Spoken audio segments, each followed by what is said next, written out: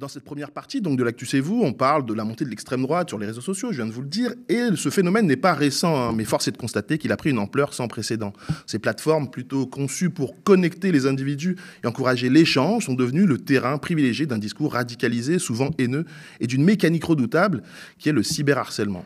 Quelle réponse face à cette radicalisation en ligne? Comment protéger les victimes et préserver la liberté d'expression? Et surtout, comment contrer le harcèlement de masse qui menace de banaliser la haine? On en parle donc avec Emma Bougerol, journaliste à Basta, et Ilyes Djaouti, activiste et juriste. Bonjour Emma, bonjour Ilyes. Merci d'être avec nous. Alors, on a souhaité faire cette émission et parler de tout ça suite aux différentes choses qui peuvent se passer sur les réseaux sociaux. Et notamment, on va commencer avec toi, Ilyes. Récemment, en tout cas, tu es apparu sur mon fil d'actualité Twitter, X aujourd'hui, suite à différents posts que tu as pu faire, et parfois même on t'est relayé sur des grosses émissions. Mais avant de parler précisément de la grosse émission qui a parlé de toi, j'aimerais juste d'abord que tu nous parles un peu de ton parcours et qu'est-ce qui t'a poussé à être engagé et actif sur les réseaux sociaux. Alors, moi, j'ai un peu tout fait. Je suis parti du secteur associatif, j'ai essayé de donner des coups de main autant que je pouvais, mais je me suis aussi intéressé au syndicalisme étudiant, au militantisme politique. Notamment, j'ai commencé lorsqu'on disait que la gauche était morte en 2022. Donc, je me suis engagé aux côtés de Jean-Luc Mélenchon. Et là, actuellement, je me penche plutôt vers la lutte antifasciste et écologiste. Et évidemment, j'essaie de faire autant que je peux sur X. Et du coup, est-ce que, parce qu'on parle justement de l'extrême droite, est-ce que tu as été ciblé par l'extrême droite sur certaines de tes publications et comment ça se passe justement quand on est victime de ces attaques? Alors, c'est plusieurs milliers de messages, souvent quand les publications sont très exposées.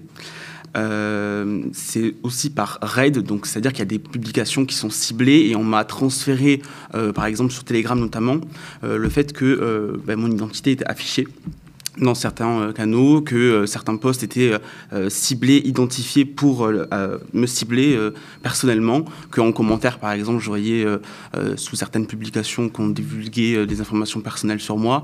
Donc, ils savent où attaquer. Et en dehors des réseaux sociaux, on a aussi divulgué des informations personnelles sur moi, donc ça a eu une incidence sur ma vie quotidienne. Par exemple, j'en parlais récemment sur Twitter. Le fait qu'une personne, lorsque j'étais à la salle de sport, m'a dit « Fais attention autour de toi, on sait que tu es en train de faire ta séance dans telle salle de sport, donc la prochaine fois, voilà. » Donc forcément, on s'habitue, mais c'est-à-dire que c'est à la fois dans les réseaux et en dehors des réseaux, ça a une incidence sur ma vie, effectivement. Emma, donc je disais que tu es spécialiste du numérique et tu as fait pas mal d'enquêtes et d'articles sur l'extrême droite. Est-ce que c'est finalement leur méthode de procéder, ce que nous raconte Ilyes? Oui, bien sûr, c'est une manière de faire taire en fait les voix qui ne plaisent pas. Comme tu disais, il y a des choses qui sont coordonnées, il y a des raids qui ont pour unique but d'intimider et de supprimer la parole qui ne leur plaît pas sur les réseaux sociaux.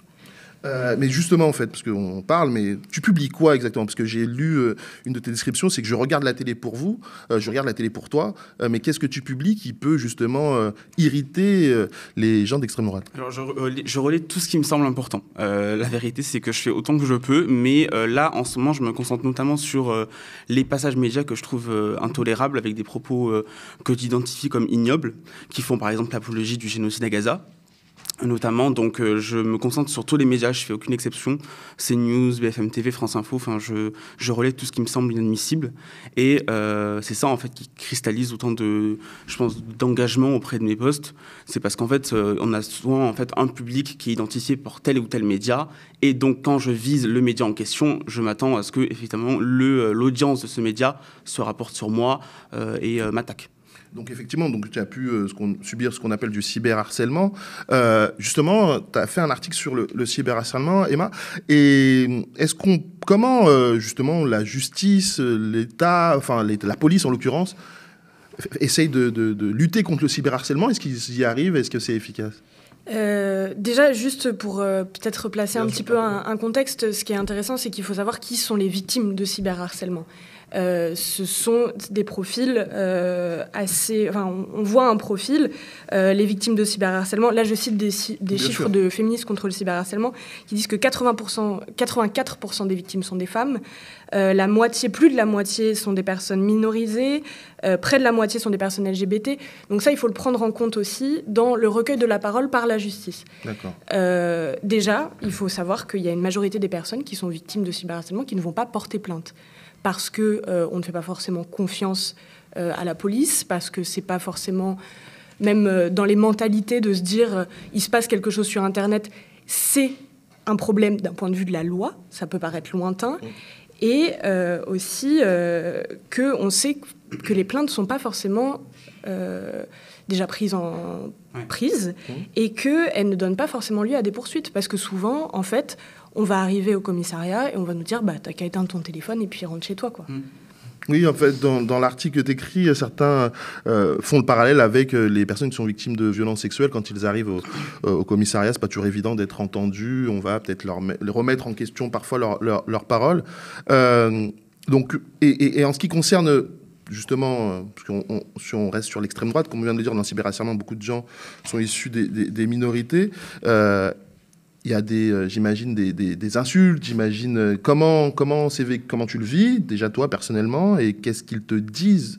Donc là, tu disais tout à l'heure qu'on a dévoilé beaucoup d'informations sur toi, sur ta vie, sur ce que tu peux faire, mais... Par ailleurs, comment ça se passe aussi? Alors oui, moi effectivement, j'ai remarqué un caractère raciste dans les commentaires que je recevais. Et en fait, je suis pas le seul à publier des extraits de passages médias que je trouve inadmissibles. Mais quand je regarde et que je compare les commentaires, je vois bien qu'il y a quand même une différence dans le caractère et la violence des commentaires. C'est-à-dire que souvent, c'est juste des critiques sur le contenu, alors que moi, c'est des critiques sur ma personne. Ouais. Et non, vas-y, pardon. Et sur ma vie personnelle, disons que en réalité, j'essaie de m'en détacher le plus possible, mais là, comme j'en ai parlé tout à l'heure, il y a certains faits qui ont une incidence sur ma vie quotidienne, donc je peux pas les ignorer. Mais après, ça m'encourage. Moi, comme je dis, je vais pas retourner en arrière, je vais pas commencer à m'excuser pour juste défendre la paix. Et est-ce que tu as essayé de porter plainte ou pour l'instant, on n'en est pas encore là? C'est pas quelque chose qui a été envisagé pour le moment, mais là, j'y réfléchis parce que mon numéro de téléphone a été sur des canaux Telegram, WhatsApp, etc. Ce qui a fait que j'ai reçu aussi beaucoup d'appels et donc, on va dire que j'y réfléchis. Et justement, il y a eu un événement récent qui t'a propulsé, en tout cas, en dehors des internets. C'est sur l'émission TPMP de Cyril Hanouna, qui a partagé un de tes tweets, car il n'était pas satisfait ou content de ce que tu avais écrit. Je vous invite à regarder ça, s'il vous plaît. Djaouti, que je ne connais pas, parce que je vais tous les citer. Je viens de le remarquer à l'instant, on vient de me le signaler. Quand Benaïm répond qu'Israël est la seule démocratie de la région, la chroniqueuse Isabelle Morini-Bosque ajoute « entourée d'animaux ». Une chroniqueuse TPMP insulte les Palestiniens d'animaux, racisme en direct. Et sachez que Isabelle Morini-Bosque va vous attaquer par mon biais. Voilà. Ne vous inquiétez pas, c'est moi qui paierai. On fera fermer leur compte Twitter. Ça, on sait faire. Ne vous inquiétez pas, on sait faire. Ce sera dès ce soir. Et donc, juste pour remettre un peu le contexte, parce que tout le monde ne l'a pas, tu fais un tweet où tu relèves des propos tenus par Isabelle Morini-Bosque, et ce tweet se répand comme une traînée de poudre, et du coup, ça ne plaît pas forcément à Cyril Hanouna, donc c'est ça qui te reproche.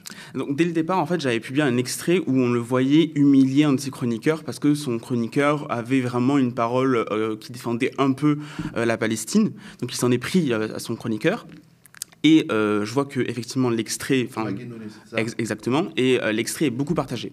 Donc l'extrait vraiment part bien sur Twitter. Et il y a une personne qui m'envoie un message privé en me disant « Mais écoute bien, parce qu'à ce moment-là, on entend qu'elle dit que Israël est un pays entouré d'animaux. » Je relais cette information en réponse. Il se trouve que la réponse fait aussi, est beaucoup partagée. Et c'est du coup sur cette base que Cyril Hanouna a identifié le tweet. Et après, c'est de mon tweet que d'autres personnes sur X ont relayé l'information. Et à la fin de ce qu'on vient d'entendre, il dit qu'il veut faire fermer, il fera fermer ton compte Twitter. Est-ce que c'est le cas? Non, il n'a toujours pas fermé mon compte. Je crois qu'il a échoué à le faire. Mais en réalité, c'est pas la première fois. C'est pas à partir de ce moment-là que je pense avoir été identifié par Cyril Hanouna, parce que j'avais déjà eu en mention des personnes de son staff qui disaient que ce que je faisais relayer des extraits de son émission, que ce que je faisais donc était une insulte à leur travail, que c'était inadmissible et que j'encourageais à la haine à l'égard de Cyril Hanouna. Ouais, d'accord. TPMP, c'est une émission assez particulière, et notamment quand on parle d'extrême droite, de réseaux sociaux, car ces dernières années, en tout cas ces derniers mois, il y a eu pas mal de chroniqueurs issus soit de l'extrême droite, soit de journaux d'extrême droite. La question que je me pose, et notamment dans les extraits que tu peux diffuser, est-ce que dans TPMP, on diffuse justement des idées d'extrême droite? En fait, c'est très simple. On diffuse des idées d'extrême droite parce qu'on ne diffuse absolument aucune parole. Il n'y a pas d'autre parole que de l'extrême droite dans le TPMP. C'est-à-dire qu'il n'y a pas de contradiction. Quand un chroniqueur lance un propos qui est un peu trop de gauche selon Cyril Hanouna, il le stoppe. Il lui dit clairement « chute ». Ouais. Ou même ça va plus loin, ferme ta gueule, etc.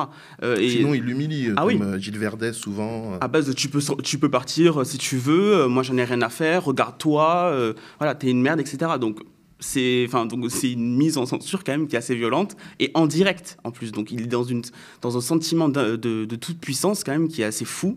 Et donc oui, il est dans ça.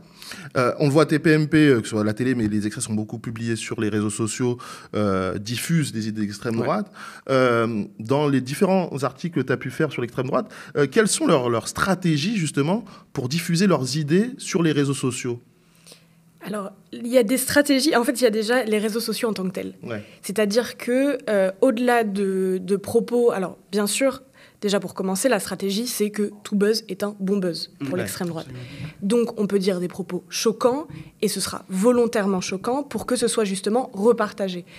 Et les réseaux sociaux permettent ça, parce qu'en fait, les réseaux sociaux, intrinsèquement, partagent des contenus qui sont clivants, qui vont faire réagir, et c'est pas des contenus bien-être, c'est pas des contenus modérés, c'est des contenus de haine, souvent.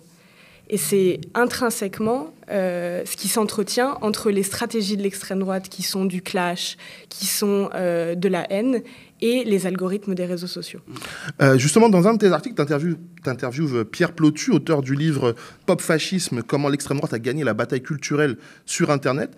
Et il parle notamment d'Alain Soral. Et Alain Soral, qui avait le site Égalité et Réconciliation, serait peut-être en finale le précurseur de ça, le pionnier dans cette manière de communiquer sur les réseaux sociaux.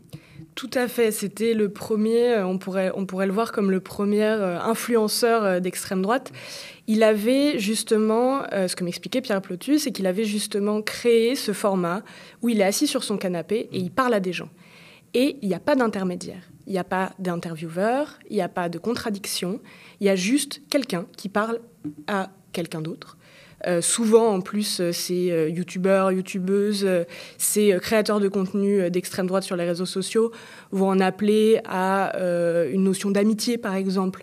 De dire « Bonjour mes amis, aujourd'hui, on va parler viande et armes à feu ».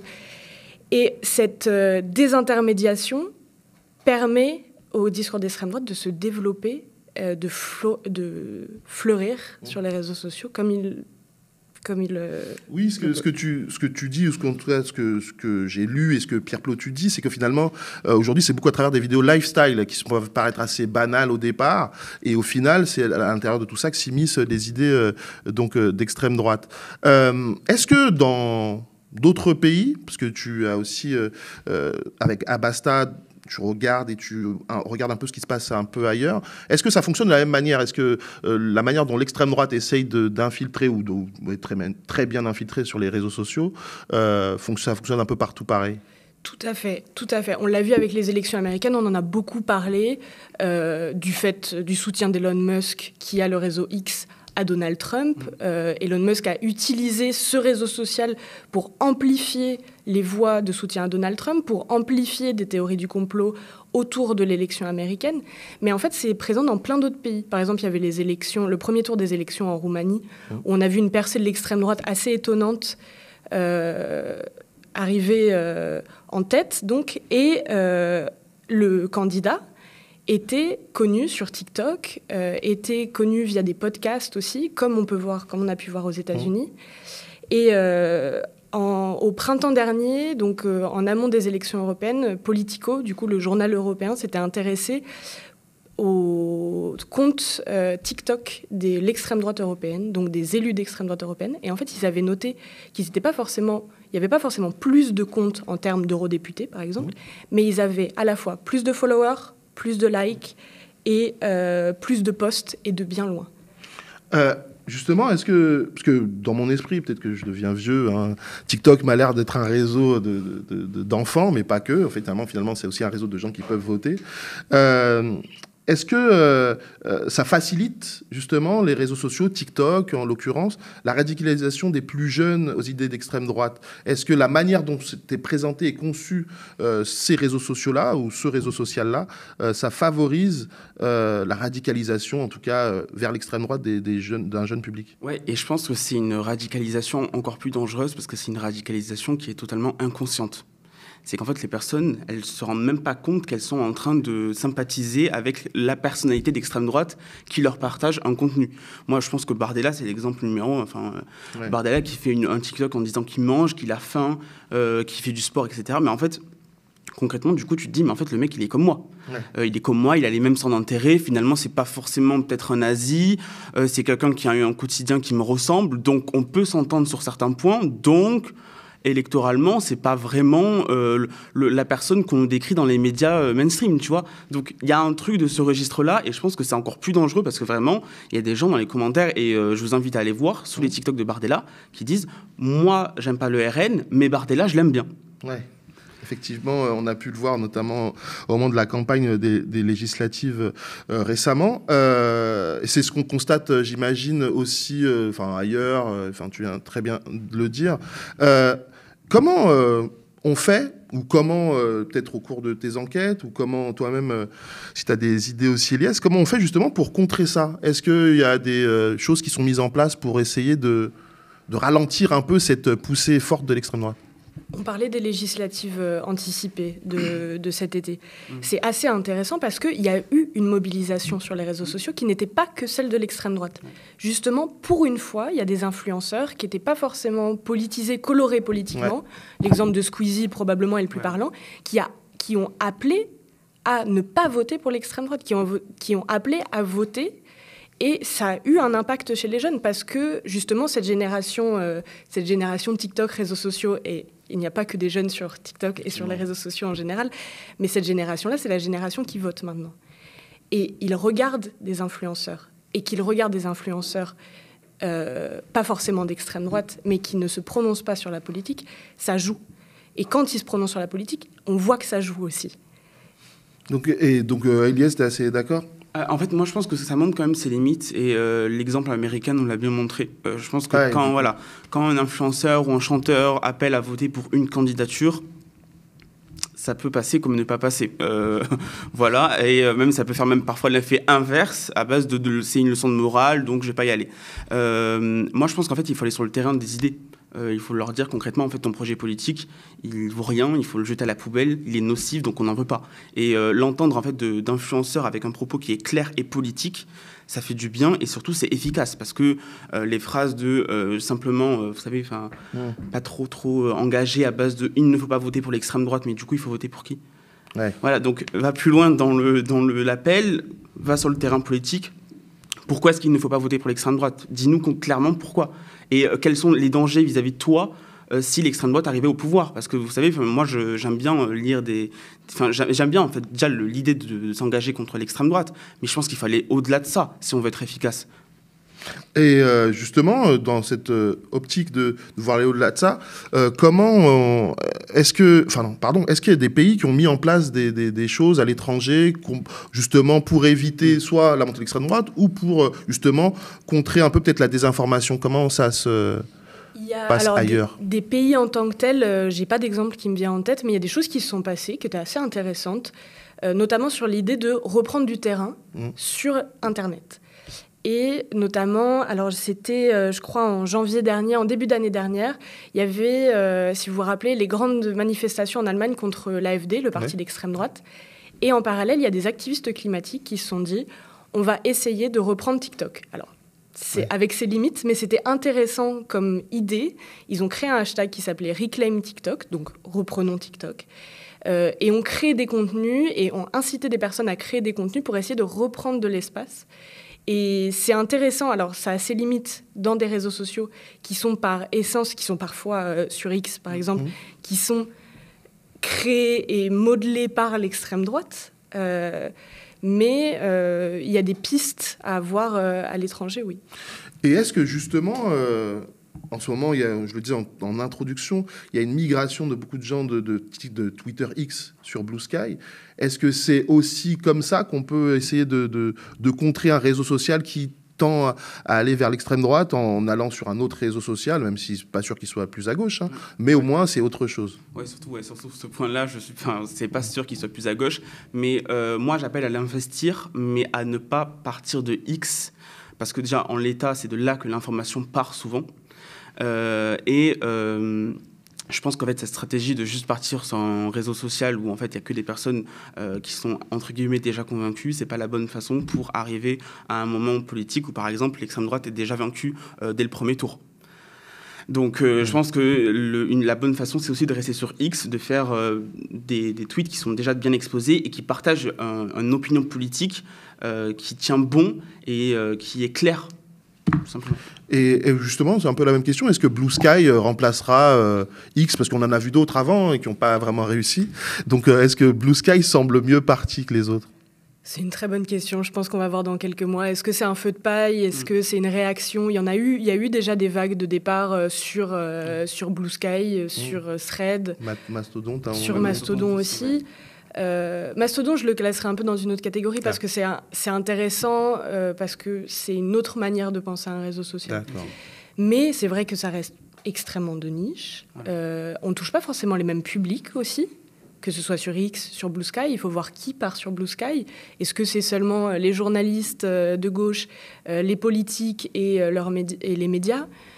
Parce qu'à la fin, on va finir par se parler encore plus entre nous qu'on se parlait déjà sur Twitter, qui est quand même assez sociologiquement entre journalistes politiques etc.